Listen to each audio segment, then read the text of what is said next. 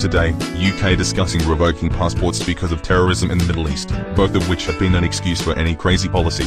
Your host is Rick Falkvinger, and this is Liberties Report. This report is presented by Private Internet Access.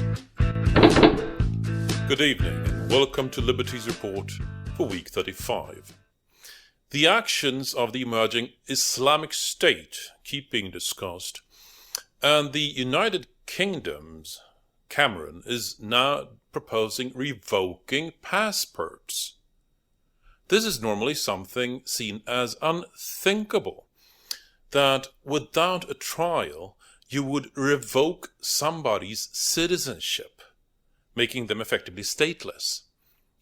And to boot, as if that would give them any particular more options than to keep going somewhere where they're welcome, which is certainly by the Islamic State and certainly not anywhere in the Western world. But revoking somebody's passport is an extreme measure that is seen as deeply undemocratic. And this comes in the wake of last week's Islamic State's execution of the reporter James Foley, as you'll remember. You'll also notice that there's major focus on this one, albeit horrible, execution. And the mass executions of people living in the Middle East are completely ignored by old media here. There's a reason for that. And in the Middle East, that's where the danger lies, but not for Westerners. This is an invasion by the Islamic State, and something completely different than terrorism. But these mass executions that are going on, I mean, you can find them on LiveLeak and other places. It's production line style execution, where bodies are being brought to the edge of a boat, shot in the head, and dumped in the river. Just seconds apart. It's something you can't really unsee, but despite these thousands of executions, all the focus is on one Westerner. At the same time, the people in the Middle East are,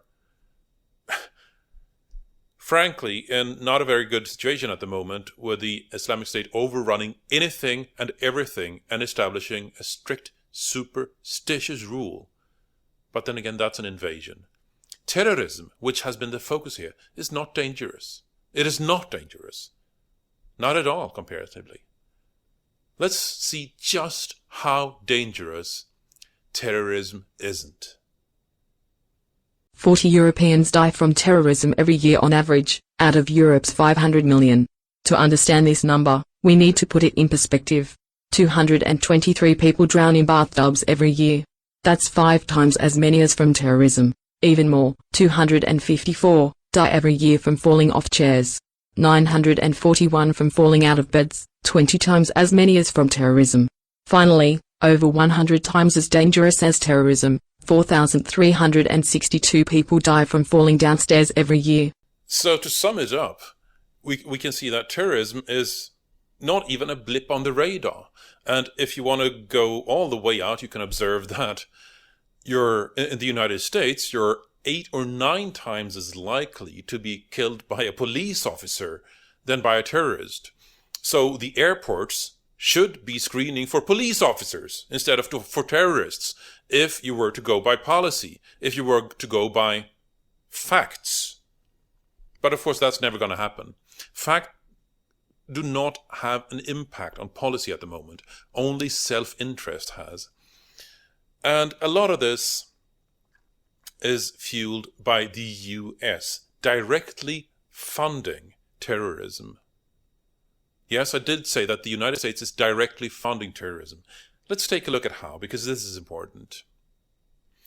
First, the United States is completely dependent on the US dollar being the world's reserve currency at the moment. If you want to buy something from China, assuming you're not already in China, you need to buy US dollars first and then exchange those US dollars for whatever you want in China.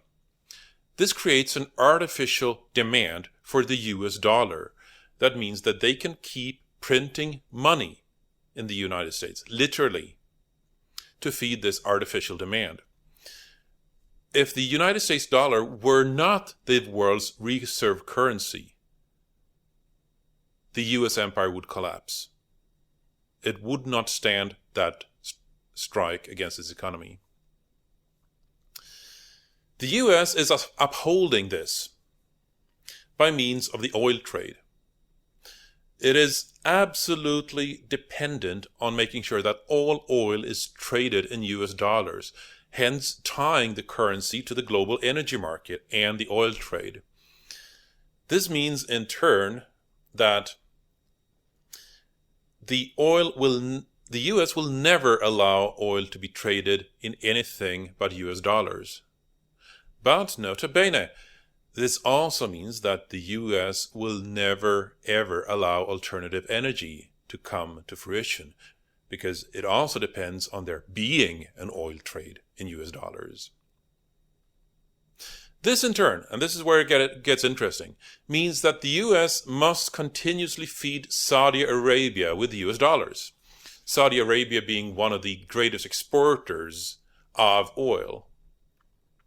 Saudi Arabia was actually one of the first to accept this deal from the United States, saying that we protect you militarily as long as you agree to only trade your oil in US dollars. And this, many say, was the reason the United States won over the Soviet Union in the Cold War, pure economic dominance. However, Saudi Arabia subscribes to a very strict, some would say reactionary branch of Islam called Wahhabism. It came from when the then just a marauding band of robbers called of the clan Saud looked for a justification to keep robbing nearby villages, and found that in an old imam, prophet, what have you, interpreter, let's call it interpreter of Islam, that spoke of a very strict line. And this strict line made it possible for the Saud clan to establish Saudi Arabia with the assistance of the United States, as long as they agreed to trade in US dollars. So Saudi and the US are mutually dependent on one another. But then again, this religious extremism that characterizes Saudi Arabia means that it is funding pretty much all terrorism across the globe. All terrorism in the name of Wahhabi Islam across the globe. And this most notably includes the Islamic State, which is Wahhabi in nature. Let's take that again. The United States is dependent on its currency being the world's trade currency. It maintains such a standard, such a state of default USD trade, by making sure that all oil is traded in USD. This means Saudi Arabia is being fed US dollars continuously. And these US dollars, in turn, go to funding pretty much all the world's terrorism. So I can see people asking here, Rick, are you seriously saying that the United States is funding terrorism with one hand and pointing at how terrible it is with the other, using the scariness to push policies? Is the administration really that cynical? And yes, that's exactly what I'm saying. And if you think that's cynical, you have not been paying attention to how policymaking have worked for the past century. To make matters worse, old media has been playing into the hands of administrations and regimes worldwide for this past century. But with the internet, we are finally starting to break that cycle. Last time that happened was with the printing press, and that led to 200 years of civil war. Let's make it smoother this time. After all, this time we're in control of the news flow. Remember, terrorism is not dangerous. Terrorism is merely very, very useful to the administrations of the Western world. And it's those administrations that keep funding it, even if taking the scenic route through Saudi Arabia for currency and economic reasons. I'm Rick Falkvinge, and this is Liberties Report. Visit our sponsor, Private Internet Access. Good night. This report is presented by Private Internet Access. Liberties Report is produced using exclusively free software.